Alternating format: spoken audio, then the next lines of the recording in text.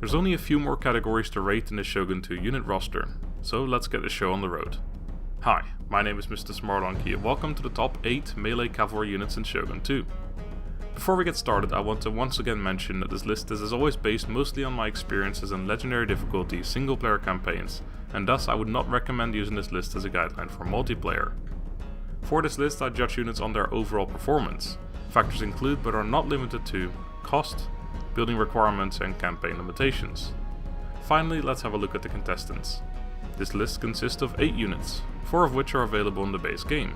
These are Light Cavalry, Katana Cavalry, Yari Cavalry, and Great Guard. The other 4 were added in through DLC. These are Fire Cavalry, Naginata Warrior Monk Cavalry, Kiyomasa's Katana Cavalry, and the Spears of Shizugatake, with the Fire Cavalry being exclusive to the Takeda and the Naginata Warrior Monk Cavalry being exclusive to the Ikoiki. Now that you've seen the contestants, let me know your predictions in the comments. I'd love to see what you guys think. With that all said and done, let's get into the list. Starting us off at number 8 are the Naginata Warrior Monk Cavalry. This is one of the most disappointing units in Shogun 2 for several reasons. For starters, their stats aren't particularly amazing. They're quite average across the board, which is what you might expect from a unit using a Naginata. They're somewhere in between Katana and Yari Cavalry. Where this becomes a problem, however, is when you consider their ridiculous upkeep cost and recruitment requirements. Their upkeep cost is the same as the most expensive hero units, and to recruit them you need to build a warhorse stables as well as a Jodo Shinshu sanctuary, and it takes a very long time to research the required tech for the latter building. As an idea, this unit is fantastic, a late game powerhouse, expensive but incredibly strong to make up for it, similar to the Warrior Monk infantry units. As a reality, however, it doesn't work out that way. They're certainly late game and expensive, but unfortunately they lack the somewhat important, incredibly strong part. The only thing that slightly redeems this unit is the fact that the Ikoiki don't get any other choices in terms of cavalry besides Light Cav. Now, Light Cav are a very solid unit for what they are, but they do fall off towards the late game. So if you want to field cavalry late game, the Naginata Warrior Monk Cavalry might be your only choice. At number 7 I have placed Katana Cavalry. Most of you will know I'm not a huge fan of this unit. The way I generally tend to use cavalry is to kill other cavalry, be it generic units or generals, and once they've completed that job they can move on to killing enemy infantry. Katana Cavalry are not particularly well suited to that job. They're great at killing infantry, but they get countered by most other cavalry, as almost all other cavalry units carry a spear of some sort. Katana Cavalry are also slower and have less stamina than their Yari counterpart. In the past, people have told me that Katana Cavalry are a great unit to dismount and fight spear units with, but I disagree. Why use 80 more expensive dismounted Katana Cavalry instead of 160 cheaper Katana Samurai? The logic just doesn't add up for me. The thing is, Katana Cavalry are very good at the job they're supposed to do, but they're too vulnerable to get that job done. Coming in at number 6 are the Spears of Shizugatake. This one must come as a bit of a surprise to some of you, especially after I just spoke about how spears are superior to swords when it comes to cavalry units. So how come I place this unit lower than their Katana counterpart? Allow me to explain. Well, I stand by what I just said about a minute ago. Hero units work under a different set of rules.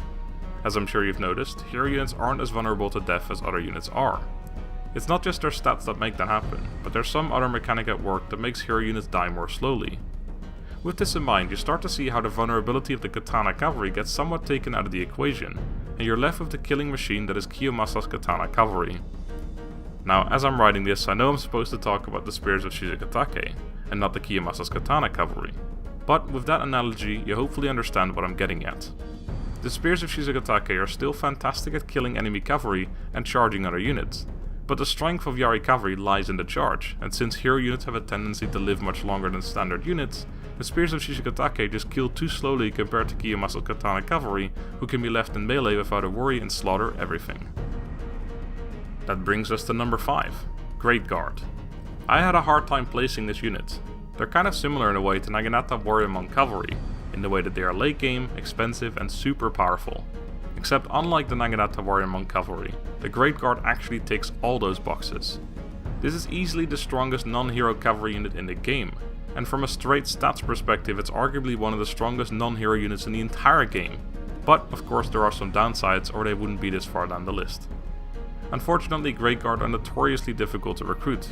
While the Bujutsu Master Dojo and Naginata Dojo aren't the craziest requirements in the world, the fact that you cannot recruit them until you become Shogun in a campaign is. Generally, by the time you become Shogun, you'll already have your doom stacks ready to conquer Japan, and you won't want to hold your entire expansion just to recruit a couple of these, especially if you have to bring them all the way from your cavalry recruitment town, knowing they take 3 turns to recruit each, have a measly limit of 2, and they have the single highest upkeep cost in the game to top it all off. While they are certainly worth it, realistically you just won't really get a chance to use these very much.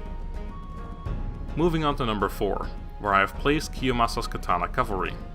As I've already talked about these quite extensively when I was supposed to be talking about the spears of Shizugatake, I'll keep it short. Kiyomasa's Katana Cavalry don't suffer the same downsides that the regular Katana Cavalry do. They of course still need to be wary of enemy spear cavalry and spear units in general, but they're much more capable of taking care of themselves and will still destroy anything they come into contact with. It should be noted though that similar to the differences between Katana and Yari Cavalry, the same goes for Kiyomasa and Shizugatake in the way that Kiyomasa's cav are slower and have less stamina than Shizugatake's cav. They do both however have the second wind ability, so stamina shouldn't be as much of an issue. We've arrived at the top 3, starting with Light Cavalry. I think many of you already know that I rate this unit pretty highly. It's the only real option in terms of cavalry in the early game, and they're amazing for what they are.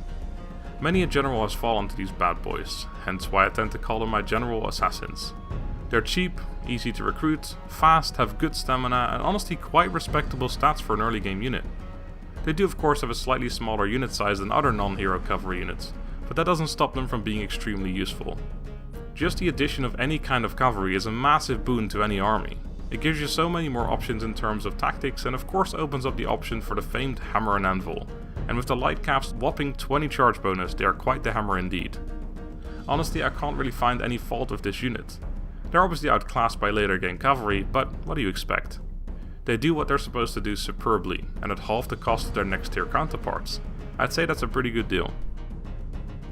Next up at number 2 I have placed Yari Cavalry. Honestly, to describe this unit I could just repeat what I said about Light Cavalry and it'd be pretty accurate. They're obviously a little bit more expensive and they aren't recruited as easily, but they have fantastic stats and are amazing at assassinating enemy generals, brilliant at charging infantry in the back, fast and have good stamina. They are in essence just an upgraded version of the Light Cavalry, and that's a very good thing. As I alluded to before, they compare quite favourably to Katana Cavalry as well. Yari Cavalry are a fantastic anti-cavalry unit, so if the enemy has Katana Cavalry, you're laughing. This is basically the perfect cavalry unit, and there's no way of improving it. Or is there? Unfortunately for them, there is. Fire Cavalry. Take all the good things I just said about Light Cavalry and Yari Cavalry, and then multiply those. Seriously, where the Yari Cavalry were a straight upgrade on Light Cavalry, Fire Cavalry are a straight upgrade on Yari Cavalry. Except this time they have the same upkeep costs and their recruitment requirements aren't much more difficult either, needing a stables and proving grounds. With the proving grounds being the building you'd want anyway in the province where you recruit your cavalry from. Now, contrary to what some people think when they hear Fire Cavalry, this unit does not spit fire or do anything with fire in any way, shape or form. They're not literally on fire, but they are metaphorically. These guys will absolutely demolish anything and everything as long as you keep them away from spears, as with any cavalry unit. It's a good thing Fire Cavalry are unique to the Takeda, otherwise you'd never see anything else anymore. That's gonna do it for the top 8 Melee Cavalry units in Shogun 2. Let me know what you think of my list. Check out my merchandise store if you love Shogun 2 as much as I do. I've got some really awesome Shogun themed designs. If you enjoy these types of videos, please consider supporting me on Patreon. It's what makes these videos possible. You'll find all the relative links in the description. Thank you very much for watching, hope you enjoyed, have a good day and goodbye.